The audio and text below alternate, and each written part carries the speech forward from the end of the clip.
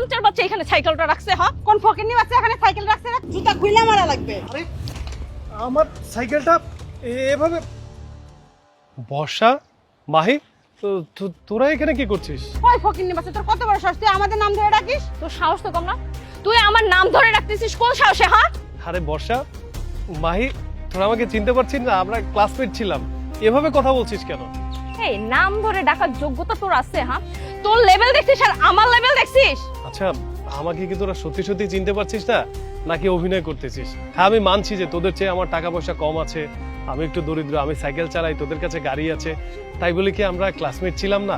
আমি তোদেরকে তুই করে বলতে পারি না? একসাথে পড়ালেখা করলে কি তুই আমার নাম ধরে রাখবি? তোকে মনে রাখার মতো কি আছে? তুই কে?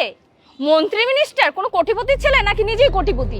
আমি তো কোনো কারণেই দেখতেছি না তোকে মনে রাখার, শুধু শুধু তোকে মনে রাখে আমার স্মৃতির একপাশে একটু জং ধরানো ছাড়া। মাঝে মাঝে যে আমি রিকশায় যাতায়াত করি, হ্যাঁ, তাদেরকেও তো আমি চিনি। তারা কি তাই বলে আমাকে নাম ধরে ডাকে? তারা তো আমাকে ম্যাডাম বলে ডাকে। আবার এই যে মাঝে মাঝে আমি মাছের বাজারে যাই, তাদেরকে অনেকে আমি চিনি। তাই বলে কি তারা আমাকে নাম ধরে ডাকে? তারা তো আমাকে ম্যাডাম বলে ডাকে। তাহলে তোর মতো ফকিন্নি 2 টাকার ছেলে কিভাবে আমাকে নাম ধরে ডাকে? আর আমার গাড়ির সামনে তুই সাইকেল পার্কিং করে রাখছিস, তোর এই 2 টাকার সাইকেল, তাই না? আচ্ছা ঠিক আছে ম্যাডাম, আমার ভুল হয়ে গেছে, আমারে ক্ষমা করে দেন। তুই ভুলে রাখ বা শখেনে রাখ, সেটা দেখার বিষয় না। তুই এত দামি গাড়ির সামনে কেন সাইকেলটা রাখলি? তোর কি এতটুকু কমন সেন্স নাই? এত দামি গাড়ির সামনে তো সাইকেলটা রাখছিস, যদি স্ক্র্যাচ করে দিত টাকা কে দিত? তোর বাপে? এই বাদ দে, আমাদের হাতে এত বেকার টাইম নেই যে ওর বকবাকে এখানে শুনবো আর সরি আমি নিব। আমাদের সময় কোথায়? হ্যাঁ, আমরা তো ইন্টারভিউ দিতে যাচ্ছি। ও কি বুঝবে এটার মর্ম? এখান থেকে যা। আচ্ছা ম্যাডাম, আপনারা কোথায় ইন্টারভিউ দিতে যাচ্ছেন?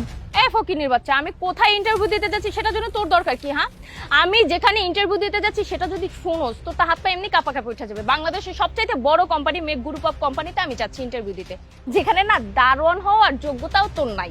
বুঝতে পারছস? আচ্ছা, খুব ভালো, অনেক বড় কোম্পানি। ম্যাডাম, আপনি একটা কাজ করুন তো, মেক স্যারকে একটা কল দিয়ে দেখুন তো আপনাদের ইন্টারভিউটা নিবে কি নিবে না। কেন? তুই কেন বলতেছিস সেখানে ফোন দিতে? তোর কি প্রয়োজন পিওনের পোস্টে জব নেওয়ার জন্য? আমাকে বল না, আমি স্যারকে বলবো, তোকে নিয়ে নিবে। মাহি, এত করে ফকিন্নি বাচ্চাটা যখন তোকে ফোন দিতে বলতেছিস, দে না, দিয়ে দেখাই দে যে আমরা কত বড় কোম্পানিতে ইন্টারভিউ দিতে যাচ্ছি। ঠিক আছে, দিচ্ছি।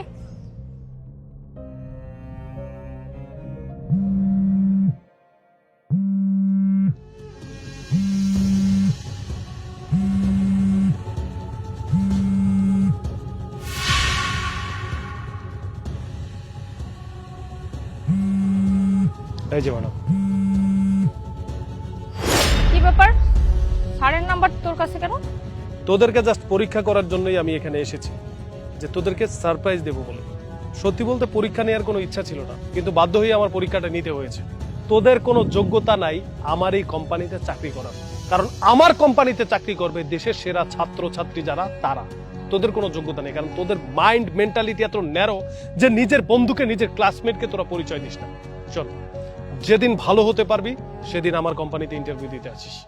দোস্ত, সরি, আসলে তুই যে গেটআপে আসছিস আমি মনে করছি তুই ওই একই অবস্থায় আছিস।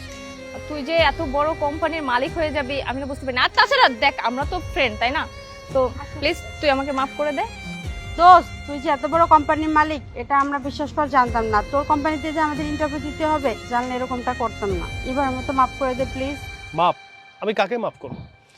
যারা ঠিক 2 মিনিট আগে নিজের বন্ধুকে চিনতে পারেনি তাদেরকে আমি মাফ করব? কখনো না।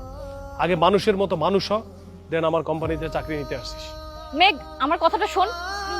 দোস্ত, আমার কথাটা শোন, একটু শোন।